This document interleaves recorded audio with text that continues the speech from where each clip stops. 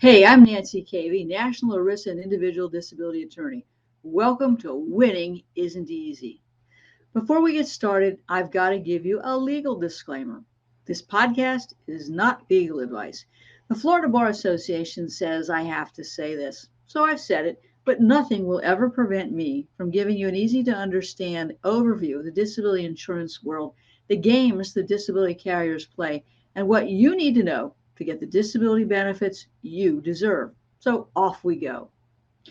I'm going to be talking today about the wonderful world of medical records and attending physician statement forms. These documents are the key to getting your disability insurance benefits, which is why I'm spending a lot of time talking about these issues. I'm specifically today going to talk about having a supportive doctor and why that's the key to getting your benefits. The 9 tips for getting your doctor to fill out a winning attending physician statement form in your ERISA claim. And I'm going to tell a story. I'm going to tell you the story about how Reliance Standard seized on a misstatement of a treating physician about a policyholder's ability to work and what one court did about it. Let's take a break before we get started. Have you been robbed of your peace of mind from your disability insurance carrier? You owe it to yourself to get a copy of Robbed of Your Peace of Mind, which provides you with everything you need to know about the long-term disability claim process. Request your free copy of the book at caveylaw.com today. Welcome back to Winning Isn't Easy. Are you ready to get started? Having a supportive doctor is the key to getting your short and long-term disability benefits. Why? Well, when you file a claim for disability benefits, you have the burden to prove that you're disabled and unable to perform the material and substantial duties of your occupation, as all of those terms are defined in your policy. The first thing, of course, we need to get out is your policy and review those definitions. And once we understand them, then we need to understand how we prove your claim. And it starts with medical proof. I think that the medical proof takes 2 forms. The first is your medical records, and the second is an attending physician statement form. Let's take medical records on first. The disability carrier or plan is going to get a copy of your medical records, and you need to know what's in your medical records before you stop work and apply for benefits. And you need to know what your doctor is saying about you in those medical records if you are on diary and being paid benefits. So let's think. In fact, why don't you get out a set of your medical records?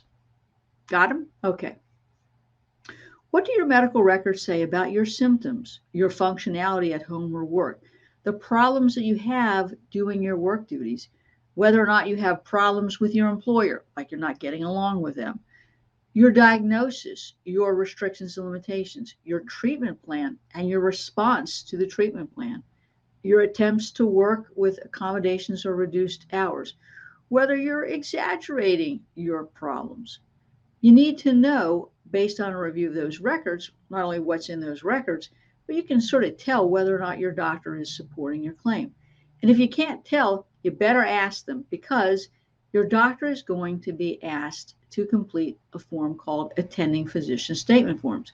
Now, if your doctor does not support your claim or won't fill out forms, before you stop work and apply for benefits, you need to change doctors. And you need to see that doctor long enough so that you've established a relationship with them where they feel comfortable filling out forms. That can delay your disability claim. But if you don't, and you stop work and your doctor doesn't support your claim, you've just given your disability carrier the ammunition that they need to legitimately deny your claim. So let's talk about the next important document. It's an attending physician statement form. The forms are a pain in your doctor's rear end.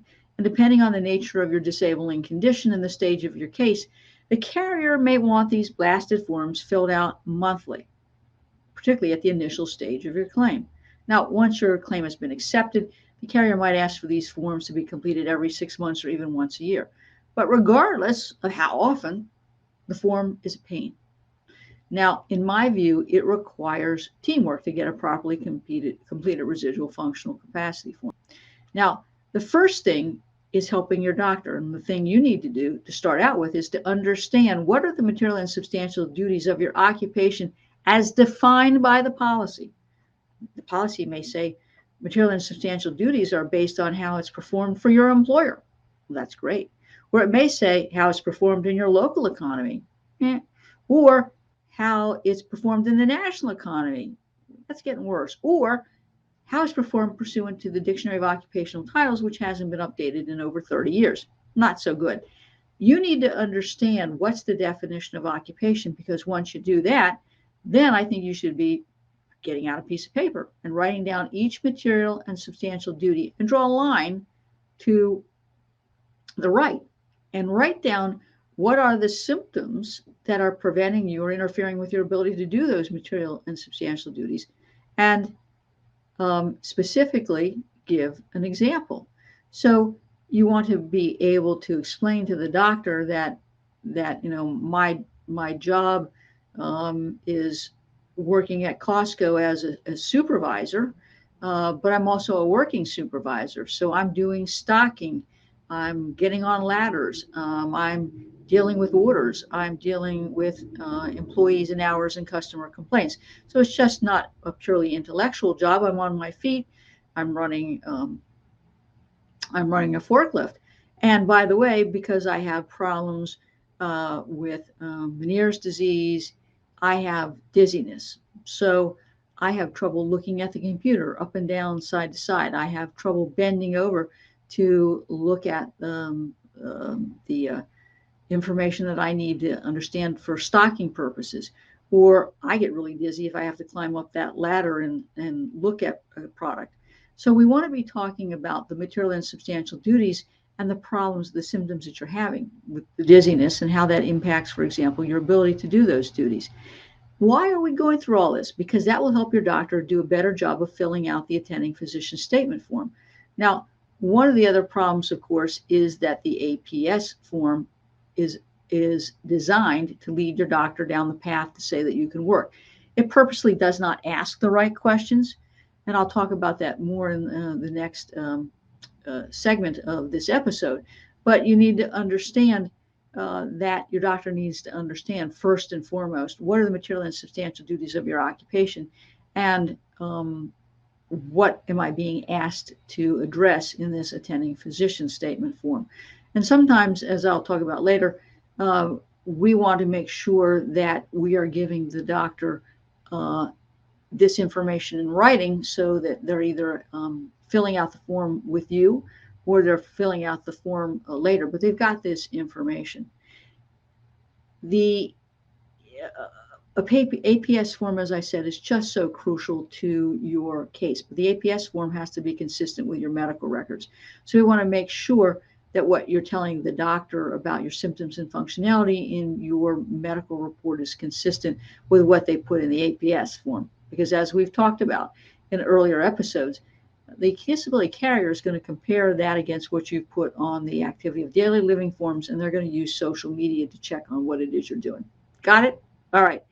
In my next segment, I'm going to talk about those 9 tips that you can use to get your doctor to fill out a winning attending physician statement form.